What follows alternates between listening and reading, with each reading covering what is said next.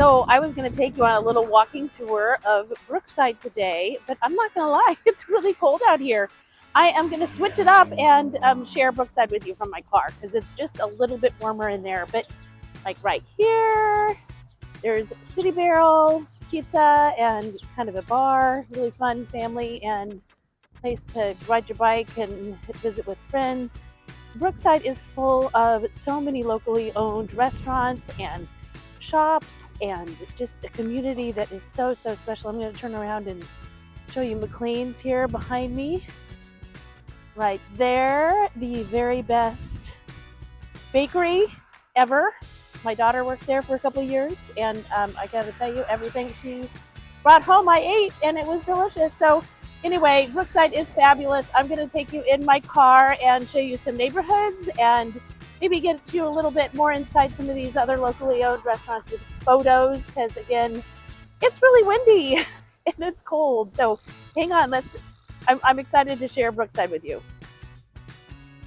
There are many reasons why Brookside is one of my favorite neighborhoods in Kansas City, and probably one of the things that I always end up coming back to is the maturity of these homes. They have so much character, and even when some of them are obviously need some updates, but there are many that have been completely redone, and most of the ones that have been redone do it with some integrity to the bones of the home and the original home. So these homes, many of them were built in the 20s, some like late 20s, and then they move up into the 50s, 60s, and then that's kind of where they stop.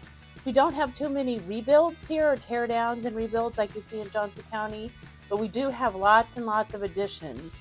And quite a few of them, when they get renovated inside, they will knock out walls and make more of an open floor plan with really beautiful open kitchens and just beautifully well done renovations.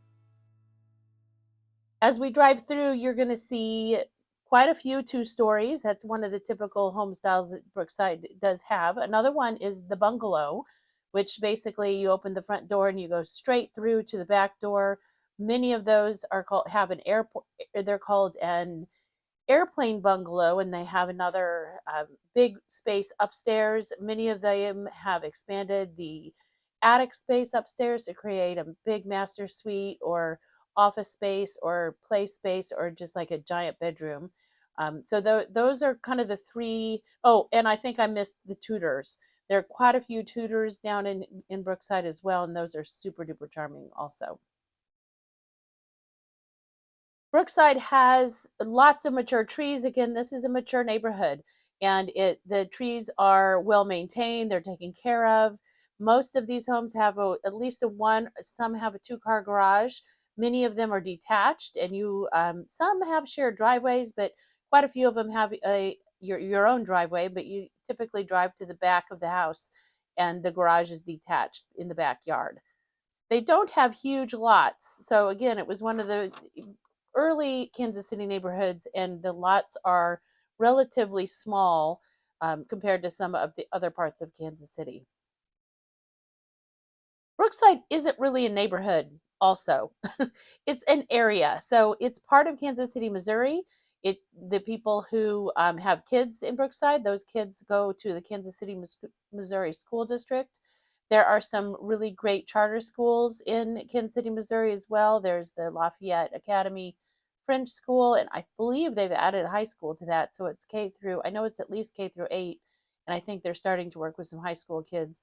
Many kids do opt to go to private schools, and there's some religious private schools as well as some private schools that are like Pembroke. The neighborhood of Brookside is typically considered from Ward Parkway Road to Troost, and then from the north of 55th Street to the south of 75th Street. South of 75th Street or 71st Street, you're going to have some people argue with you on where part of that is where Brookside ends. But we do have Waldo, which is also lovely, and that is typically considered south of either 75th Street or 71st Street. Again, since it's not really a city or a town, it's more of an area, it's kind of up for grabs on what the exact boundaries are. Homes in Brookside, I did a recent search of recently solds within the last 190 days, and I found some homes that needed some love and attention that started around 200, and they do go up to about 1.5 million. There's some outliers that go a little bit higher depending on what kind of renovations have happened.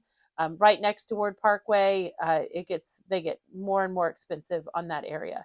You will find the median is in the 4 to 5 to 600 thousands, but you can find some good things in the high twos and threes, smaller, that might need a little bit of love and attention, but you can get into Brookside in that price range as well. There's a lot of opportunities to walk to kind of entertainment in Brookside. There's several little shopping areas.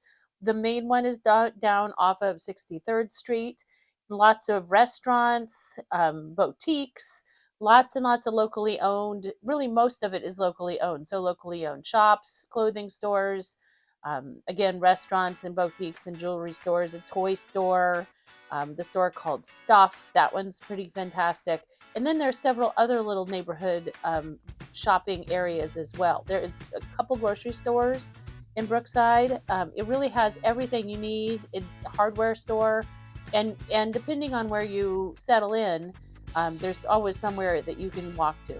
Brookside hosts lots of fabulous events as well. Glynis and I had the opportunity to walk in the warm up St. Patrick's Day parade a couple years ago, and that was kind of the highlight of her whole life since everyone gathered to watch her walk down the street in her head. But that's been a really fun yearly activity for families and people who are Irish or just Irish for the day to get out in the spring and enjoy being outside in the celebration of St. Patrick's Day. Brookside also has an art fair. They call it the Art Annual now. It's in the spring. That is a fabulous art fair that takes up a couple blocks, wonderful food and drinks and really beautiful art. And it's a great way to get out and see your neighbors and friends and really get to see some really lovely art. Brookside also has a farmer's market of its own. It's a really small one, which I love. It's got all locally grown produce and baked goods. They usually have a little band playing at some point during their farmer market time. It's small and intimate, and always can find some really great tomatoes and produce to bring home. You can kind of see why I show off Brookside so much on my page. It's really one of my favorite neighborhoods and communities and just places to go and enjoy all the things that it has to offer. So if you are thinking about buying a house and you're maybe thinking about Brookside, let me take you through and show you what we can find for you. Click on the video below to see Brookside in a warmer climate. It's pretty in the summer and the spring too.